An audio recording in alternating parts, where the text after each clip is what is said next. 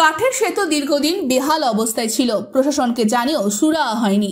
গ্রামবাসীরা নিজেদের উদ্যোগে চাঁদা তুলে সংস্কারের কাজ করলো। গ্রামবাসীদের উদ্যোগকে সাধুবাদ জানিয়েছে পঞ্চায়েত সমিতি।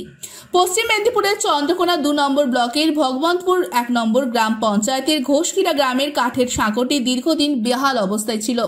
নদীর ওপর দিয়ে বিপজ্জনকভাবে যাতায়াত করতে হতো এলাকার 8 থেকে 10টি গ্রামের মানুষজনকে। গ্রামবাসীদের দাবি বিভিন্ন দপ্তরে জানিয়েও কোনো কাজ হয়নি, তাই নিজেদের উদ্যোগে নিজেদের খরচে কাঠের সেতু সংস্কারের কাজে হাত লাগিয়েছে তারা। শিলাবতী নদীর অপর প্রান্তে হাট বাজার, স্কুল, কলেজ, হাসপাতাল, তাই সকাল হলেই নদীর অপর প্রান্তে নিত্য প্রয়োজনীয় কাজের জন্য মানুষজনদের পারাপার করতেই হয়।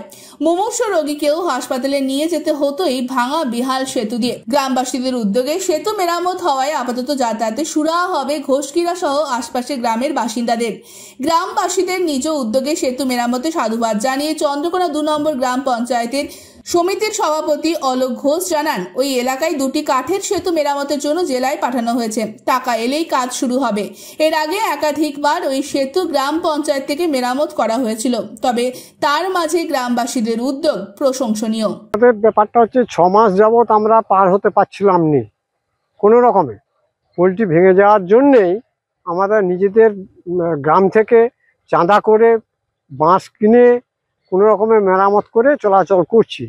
বিভিন্ন প্রশাসন দিকে জানানো হয়েছিল, তারা কোনো এর ব্যবস্থা নেননি। এখন আমাদের তো আর পারাপার বন্ধ রাখলে চলছে না। হট করে একটা কোনো রোগ জ্বালা হয়ে গেলে আমরা যে পেরিয়ে যাব সে কোনো উপায় ছিল না, যার জন্যেই চাঁদা করে আমাদেরকে পোলট্রি কোনো রকম মেরামত করতে হচ্ছে।